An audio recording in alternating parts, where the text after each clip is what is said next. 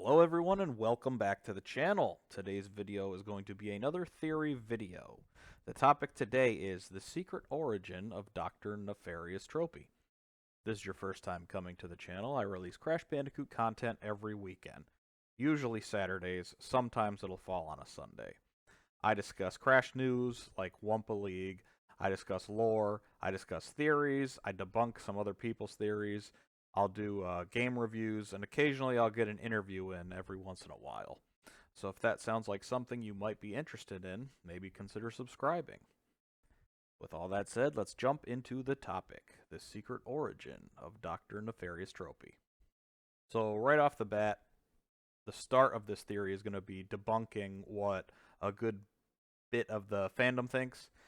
For whatever reason, the fandom believes Nefarious Tropy is a cyborg. Even the Bandipedia miscategorizes him as that.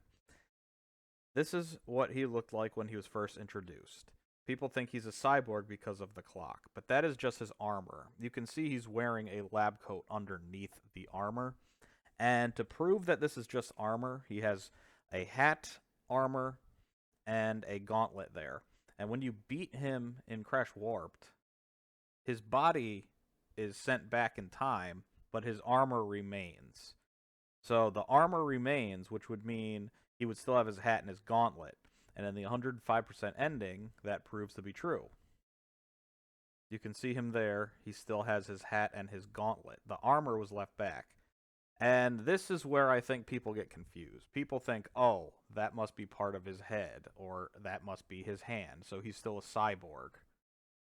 But in further games, or future games rather, we have more confirmation that that is not part of him. This is a front shot from Nitro Fueled, and you can see the hat is coming off of his head. It is just a hat. It is not part of his head.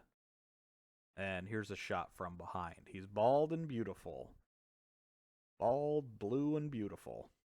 So at the very least, the only thing that we could say is mechanical is his gauntlet, but in other games that gauntlet is changed out. So I think it's pretty safe to assume that because the armor and the hat are not part of his body, I'm going to assume that it is a glove or a gauntlet and not actually his hand. So no, he is not a cyborg. He is a blue humanoid. But now here's where we jump into where I believe Entropy came from. If we go to the official Crash Bandicoot Twitter, it actually has Entropy's home track as Out of Time, which is on the planet of Phenomena.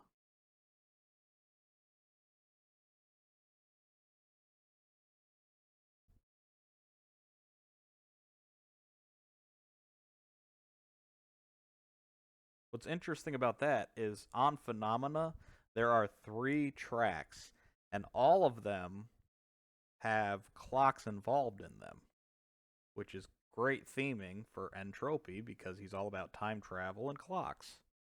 Here's Out of Time, that big clock that you drive through. In the original game, with the anti-gravity mechanic, you would drive up the clock, but now you just drive behind the clock.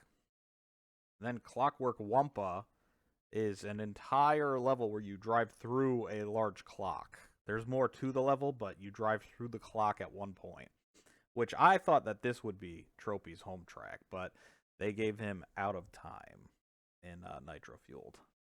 And then that leads us to Thunderstruck, where you drive through a clock tower again, and you have the statues with their giant mallets.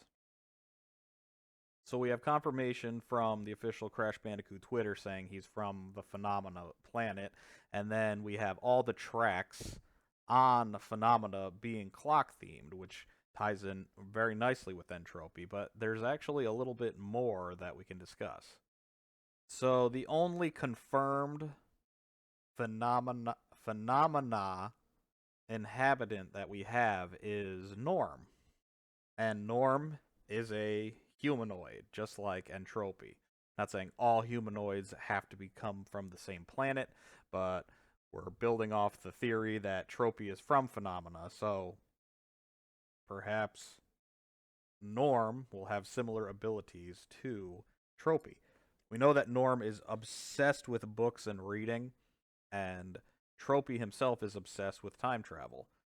One cool ability that Norm has that Entropy might also have is the ability to split into two separate entities. So, small Norm he turns into a blue blob, blue like Tropy, splits into two separate blobs, and then the blobs become two separate entities. So you have small Norm and you have big Norm. And back in my youth when I played Nitro Kart, I thought that the Norms were a species that looked like mimes. But in the cutscene, when they're introduced, Big Norm actually says, I put this makeup on for you. So they don't look like mimes naturally. That's just some face paint that they put on.